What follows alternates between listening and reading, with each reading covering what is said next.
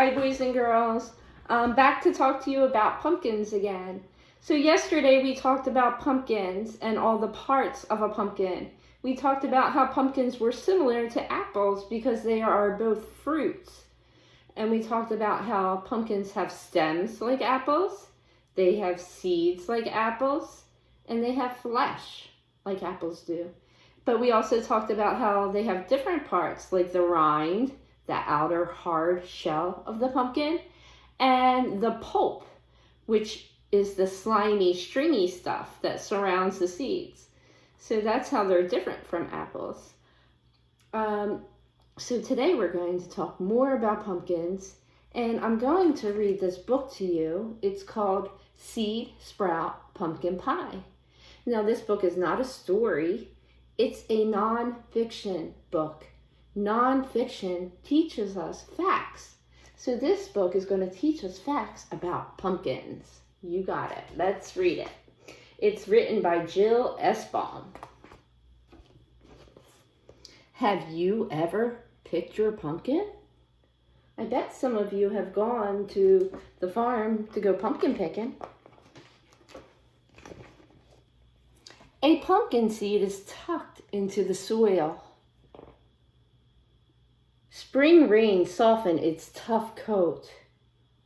A root reaches for minerals, so the root grows down into the soil looking for nutrients. And a sprout reaches up for light. So the seed needs nutrients and sunlight to grow. Soon, jagged leaves rise from thirsty vines, wandering in all directions. So if they are thirsty, that means they must need water to grow too. Bees visit golden blossoms, spreading pollen from flower to flower.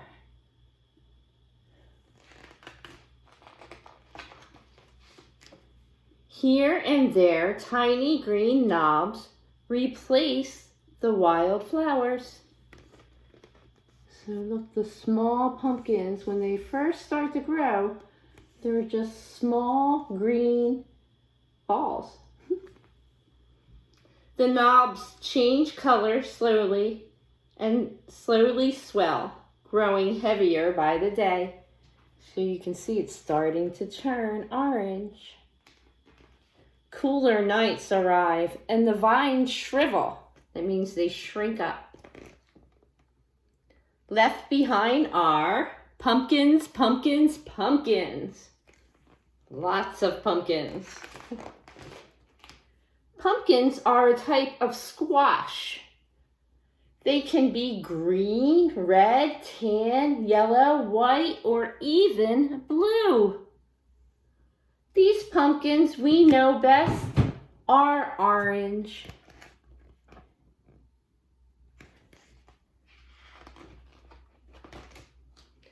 There are tall pumpkins and short pumpkins, smooth pumpkins or bumpy pumpkins, wee ones that are only inches wide, or giants you can sit inside.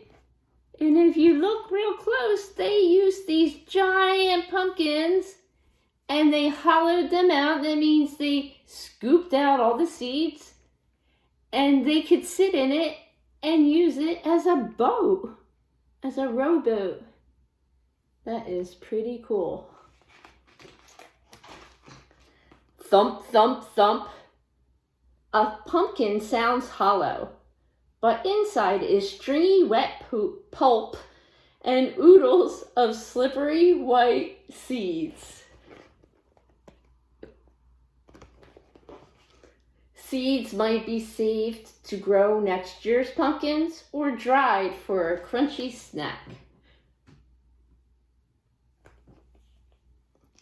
Pumpkin pulp smells sharp and tangy, but it can be made into delicious breads, desserts, and soups. Sugar pumpkins go into spicy pies we bring to our Thanksgiving table. The end. Unless, was there something else pumpkins might be used for? Can you think of something else pumpkins could be used for? What do we use pumpkins for? If you said jack-o'-lanterns, you're right. Yes, jack-o'-lanterns. Will you give yours a funny face or a creepy one to send shivers up your back? Ooh. Will it be the head of a straw-filled scarecrow? So some people use pumpkins to make the head of a scarecrow to scare off the crows. Will jack-o'-lantern decorate your kitchen table among striped gourds and sunset-colored leaves? Or will it set on your porch aglow on a spooky Halloween night, lighting the way for a curious cat?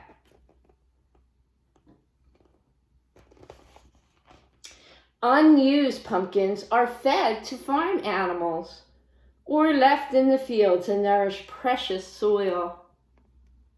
So they can feed them to the animals who live on the farm, or they let them rot on the field.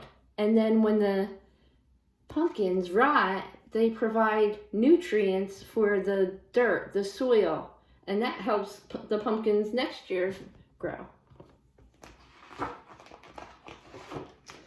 Awaiting spring under a wintry blanket. So the pumpkins will rot underneath the snow.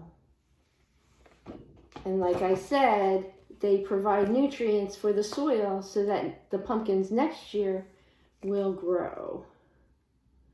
So this was a great nonfiction book that we read about pumpkins, and it taught us a lot. It taught us all the different kinds of pumpkins there are. It taught us how they grow, the life cycle of a pumpkin, and it taught us the different things we can use pumpkins for. We like to use pumpkins to make pumpkin pie or pumpkin bread. Lots of people like the flavor of pumpkin in their coffee. And we can use pumpkins to decorate our homes for Halloween and even for Thanksgiving. It's a nice fall fruit that has many uses. All right, boys and girls, if you didn't finish your diagram from yesterday, please do that today. Finish it. Make sure you color it and make it look nice. And have a great day.